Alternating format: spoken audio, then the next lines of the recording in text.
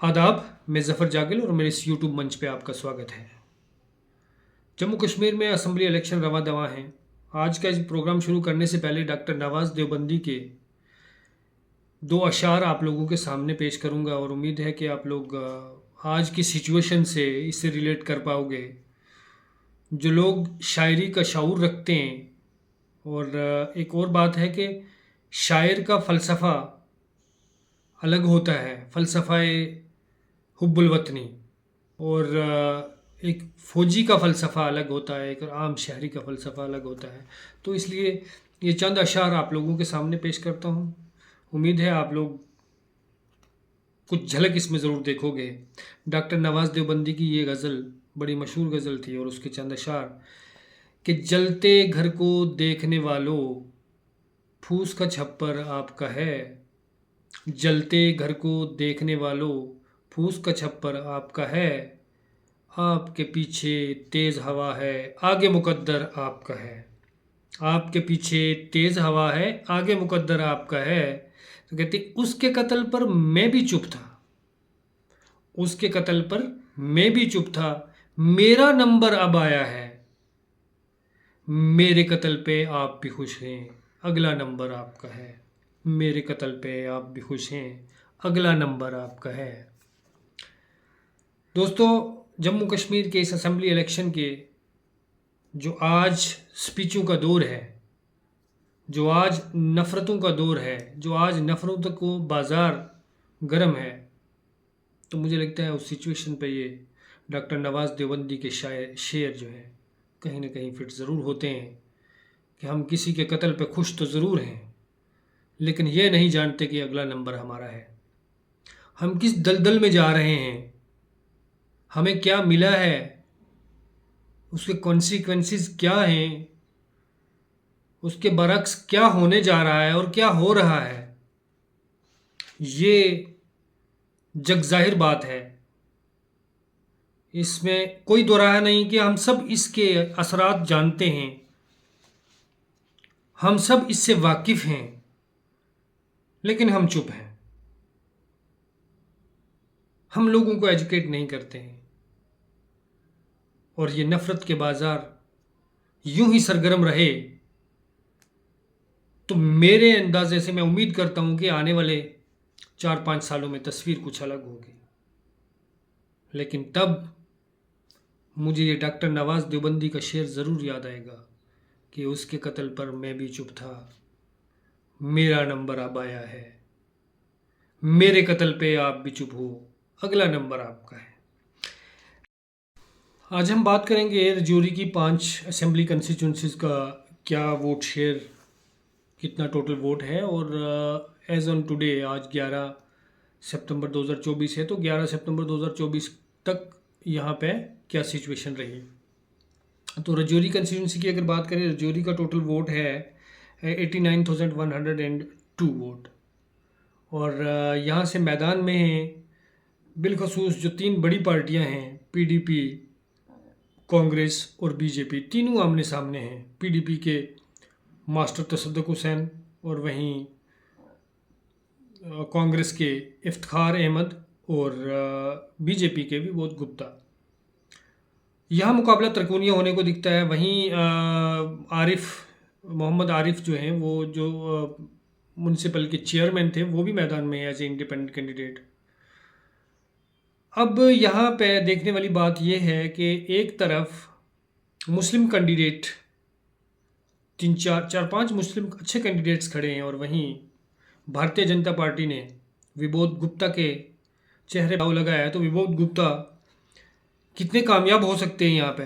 आज today BJP को यहाँ पे एज मिलता हुआ दिख रहा है। बीजेपी के लिए ये तकरीबन बीजेपी के फेवर में परसेप्शन यहाँ पे बनता हुआ, तो रजौरी की सीट जो है वो तकरीबन बीजेपी के फेवर में जाती हुई नज़र आ रही है। आज तक 20 या 22 तारीख इलेक्शन आते आते क्या परसेप्शन बनती है, क्या चेंजेस आती हैं, वो देखने वाली। रजौरी में कुल 14 कैंडिडेट ने नॉमिनेशन फाइल किया था, जिसमें से जो है वो 8 कैंडिडेट मैदान में हैं और 6 कैंडिडेट उसमें 4 विड्रॉन हुए और 2 रिजेक्टेड हुए। तो 8 कैंडिडेट मैदान में हैं, लेकिन मुख्य तौर पे मुकाबला पीडीपी, कांग्रेस और बीजेपी के बीच में देखने को। वहीं बात करते हैं थन्ना मंडी की, तो थन्ना मंडी में कुल 8 कैंडिडेट्स ने यहाँ पे नॉमिनेशन फाइल किया। 2 का रिजेक्ट हुआ, 6 का एक्सेप्ट हुआ, और उन 6 में बड़े चेहरे हैं मोहम्मद शबीर खान इंडियन नेशनल कांग्रेस के, और वहीं भारतीय जनता पार्टी के मोहम्मद इकबाल मलिक, वहीं जो हैं रिटायर्ड जज मुजफ्फर इकबाल खान, वो भी मैदान में हैं, और जम्मू कश्मीर अपनी पार्टी के अंजुम मिर्ज़ा, इरफान अंजुम मिर्ज़ा, वो भी मैदान में हैं। और वहीं बात करें Qamar Hussain, Jammu Kashmir peoples democratic party के उम्मीदवार। तो थन्ना मंडी की अगर बात करें, थन्ना मंडी में कुल वोट है 1,22,370, और इसमें तकरीबन 39% वोट जो है वो एसटी वोट है, और अदर वोट्स जो है अगर 39% के हिसाब से अगर यहाँ पे लगाया जाए तो 48,000 कुछ वोट यहाँ पे एसटी वोट है, और 76,000 अबव 76,000 पहाड़ी वोट है। जाहिर सी बात है ये पुंछ रजौरी है, और गुज्जर और पहाड़ी में वोट ना बटे ऐसा हो नहीं सकता। तो यहाँ पे अगर वोट कंसोलिडेट होता है एक कैंडिडेट को गुज्जर के नाम पे, तो यहाँ से पीडीपी को बहुत बड़ा फ़ायदा होता हुआ दिख रहा है। वहीं अगर पहाड़ी तबके में बात करें तो मुजफ्फर इकबाल खान है, मुजफ्फर इकबाल खान, और उसके बाद इकबाल मलिक, और उसके बाद शब्बीर खान, ये तीनों बड़े चेहरे हैं, बड़े लीडर हैं। और अगर यहाँ पे पहाड़ी वोट 3 जगह बराबर बढ़ जाता है तो ये सीट सीधे सीधे पीडीपी की झोली में जाती हुई दिख रही है। यहाँ थन्ना मंडी की सीट पे पीडीपी को काफ़ी बड़ा एज दिखता हुआ मिल रहा है, और कहीं ना कहीं ये सीट अलायंस के खाते से निकलती हुई दिखाई दे रही है। वहीं बात करें बुद्धल एसटी रिजर्व सीट है, और बुद्धल में कुल 7 नॉमिनेशन फाइल हुई, और 7 में से 4 एक्सेप्ट हुए, और 2 रिजेक्ट, 1 विड्रॉन हुआ। बुद्धल की अगर बात करें, बुद्धल में कुल वोट है 95,072 वोट्स यहाँ पे हैं, और बुद्धल में तकरीबन 59% एसटी वोट है, और 59% के हिसाब से तकरीबन 55,000 प्लस वोट यहाँ पे गुज्जर वोट है, और 41,000 प्लस यहाँ पे पहाड़ी वोट है, और यहाँ पे कुछ वोट हिंदू तबके का भी है। तो एसटी की अगर बुद्धल एसटी सीट की अगर बात करें तो सीधा सीधा मुकाबला यहाँ पे एनसी और बीजेपी के बीच में है।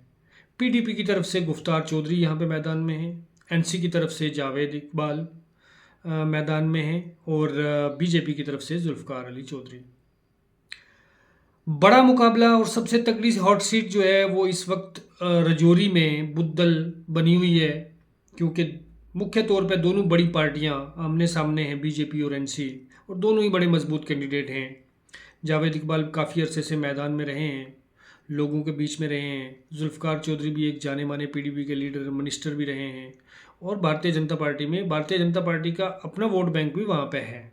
लेकिन जो ग्राउंड्स रिपोर्ट आ रही हैं, जो लोगों का मानना है, जो परसेप्शन वहाँ पे आज तक बिल्डअप हुआ है कि जुल्फ़कार चौधरी काफ़ी अरसा से कंस्टिट्यूंसी में नहीं है, और बीजेपी में जाने से जो उनका अपना वोटर है वो भी तकरीबन कहीं थोड़ा बहुत नाराज़ ज़रूर है। लेकिन यहाँ पे तगड़ी टक्कर, बहुत ज़बरदस्त टक्कर जो है इन दो पार्टियों के बीच में।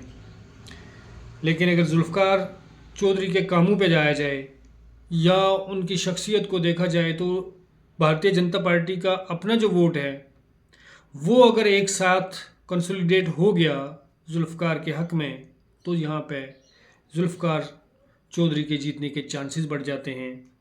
लेकिन एनसी के साथ अगर एनसी की जो ग्राउंड रिपोर्ट्स हैं, जो एनसी के वर्कर्स हैं, जो एनसी की ग्राउंड रिपोर्ट है, उसके हवाले से देखा जाए तो एनसी भी बड़े मजबूत तरीन तरीके से मैदान में वहाँ पे खड़ी है। और इस सीट के बारे में अभी तक की राय जो लोगों की है वो 50-50 है। ये सीट फंसी हुई ज़रूर है। अगर पुंछ राजौरी में कोई सीट जिसको हम क्लियर ओपिनियन नहीं दे सकते, वो बुद्धल वाली सीट है। तो बुद्धल में क्या होता है, ये आने वाले दिनों में ये सीट एनसी की झोली में भी जा सकती है और बीजेपी की झोली में भी जा सकती है। तो लिहाजा इसे हम प्लस माइनस दोनों पार्टियों को रखेंगे। पीडीपी का यहाँ पे इम्कान नहीं बन रहा, लेकिन ये सीट एनसी या बीजेपी के खाते में ज़रूर जा सकती है। कालाकोट सुंदरबनी सीट की अगर बात करें तो कालाकोट सुंदरबनी में कुल वोट है 97,541 और कालाकोट में कुल 11 नॉमिनेशन फाइल हुए और 11 के 11 एक्सेप्ट हुए हैं। बड़े चेहरे यहाँ पे एनसी और बीजेपी आमने सामने हैं और एक ही परिवार के दो बड़े चेहरे, एक चाचा और दूसरा भतीजा यशुवर्धन सिंह एनसी के कैंडिडेट हैं और वहीं रणधीर सिंह बीजेपी के कैंडिडेट हैं। रणधीर सिंह यशुवर्धन के चाचा भी हैं। तो एक ही परिवार में दो बड़ी टिकटें, दो बड़ी सीट्स, दो बड़ी पार्टियां, और इसमें अच्छा खासा दोनों का अपना अपना वोट बैंक ज़रूर है। और यहाँ पे कड़ा मुकाबला है बीजेपी और एनसी के बीच। वहीं पीडीपी की तरफ से माजिद हुसैन शाह एक नया चेहरा हैं, बड़े डीप रूटेड हैं, लोगों से जुड़े हैं, मैदान में हैं काफ़ी अरसा से। तो पीडीपी की तरफ से मैंडेट माजिद शाह को है। लेकिन यहाँ पे पीडीपी की ज़मीन थोड़ी कमज़ोर ज़रूर दिखाई देती है, लेकिन वो मुकाबले से तकरीबन बाहर हो चुकी है। और यहाँ मुकाबला अगर देखा जाए तो सीधा सीधा बीजेपी और एनसी के बीच में है। यहाँ पे कांग्रेस का भी वोट बैंक है, गुज्जर वोट बैंक है, और दूसरी बात यहाँ पे पहाड़ी और गुज्जर वोट है। अब ये वोट किस साइड कंसोलिडेट होता है, क्या वो रणधीर सिंह के चेहरे पे ये वोट जाएगा या फिर यशुवर्धन सिंह यहाँ पे जो है वो लोगों का वोट गेन करने में कामयाब होंगे। लेकिन यहाँ पे जो ग्राउंड रिपोर्ट्स हैं, जो एनालिसिस हैं, जो भारतीय जनता पार्टी के लोगों से भी बात करके पता चला, या हम पॉलिटिकल लोगों से भी बात करते हैं, मीडिया के सोर्सेज के हवाले से, अभी तक की सिचुएशन ये है कि एनसी इस सीट पे गेन कर रही है और कहीं ना कहीं एनसी को यहाँ पे एज मिलता हुआ दिखाई दे रहा है। कालाकोट सुंदरबनी सीट एनसी की झोली में जाने के चांसेस ज़्यादा हैं बनिस्बत बीजेपी के। और यहाँ पे भी कड़ा मुकाबला ज़रूर है, लेकिन एनसी को कहीं ना कहीं इस सीट पे एज ज़रूर दे। वहीं अगर बात करें नौशहरा असेंबली कंस्टिट्यूंसी की, तो नौशहरा में कुल 8 फॉर्म फिल हुए, जिसमें से 5 एक्सेप्ट हुए, 3 रिजेक्ट हुए। और नौशहरा की सीट का कुल वोट जो है वो 86,506 वोट हैं। पार्लियामानी इलेक्शन में यहाँ से बीजेपी एनसी को अच्छा खासा वोट मिल रहा था। एनसी ने भरोसा जताया सुरेंद्र चौधरी पे, और वहीं रविंदर रैना मैदान में हैं। हक नवाज चौधरी, एडवोकेट हक नवाज चौधरी पीडीपी की तरफ से कैंडिडेट हैं। यहाँ पे 3 बड़ी पार्टियां ज़रूर मैदान में हैं, लेकिन बड़ा मुकाबला यहाँ पे बड़ा मुकाबला यहाँ पे बीजेपी और नेशनल कॉन्फ्रेंस के बीच में है। इस सीट पे, नौशहरा सीट पे तकरीबन 17% एसटी वोट ज़रूर असर रखता है। और ये एसटी वोट किस तरफ कंसोलिडेट होता है, ये बड़ी वो चीज़ मायने रखती है। लेकिन सुरेंद्र चौधरी का माना जाता है कि सुरेंद्र चौधरी का वर्चस्व नौशहरा वाली सीट पे काफ़ी बड़ा है। 2018 के, 2014 के इलेक्शन, 2014 के और 2009 के इलेक्शन में आप लोगों ने देखा होगा, 2008 में जब यहाँ पे इलेक्शन हुआ था, और 2014 में असेंबली इलेक्शन, तो ये भी बड़ी हॉट सीट और काफ़ी यहाँ पे लड़ाई झगड़े ज़रूर हुए थे। और रविंद्र रैना ने 2014 में यहाँ पे बाजी मारी थी।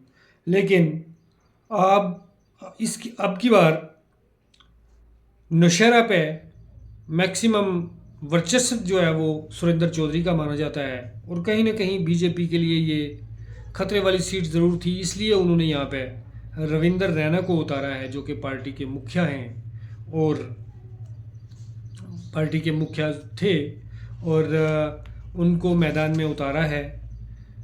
और उन पे भरोसा जताया है। अब बीजेपी अपने भरोसे में कितनी कामयाब होती है ये देखने वाली बात है, लेकिन यहाँ पे बहुत बड़ा एज सुरेंद्र चौधरी को मिलता हुआ दिख रहा है।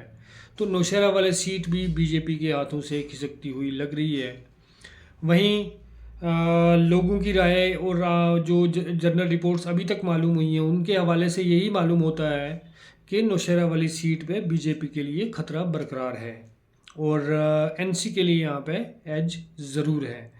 तो ये रहा रजौरी की 5 सीटों का जो टोटल एनालिसिस है। मैं आपको बताया कि थन्ना मंडी में पीडीपी के चांसेस बहुत ज़्यादा हैं। बीजेपी रजौरी की जो मेन सीट है वो बीजेपी की झोली में जा सकती है। बुद्धल की सीट बीजेपी के खाते में या एनसी के, उसको हम प्लस माइनस दोनों पार्टियों में कर सकते हैं, लेकिन कालाकोट और नौशहरा की दोनों सीटें बीजेपी के लिए बहुत बड़ा खतरा और ये एनसी की झोली में जाती हुई ज़रूर दिखाई देती हैं। जी हमारे साथ बने रहिए। अगले वीडियो में आप लोगों से ज़रूर इस ओवरऑल पुंछ की इन 8 सीटों का एनालिसिस और लोगों के रुझान आप तक ज़रूर पहुंचाएंगे। तब तक के लिए इजाज़त दीजिए। खुदा हाफिज़।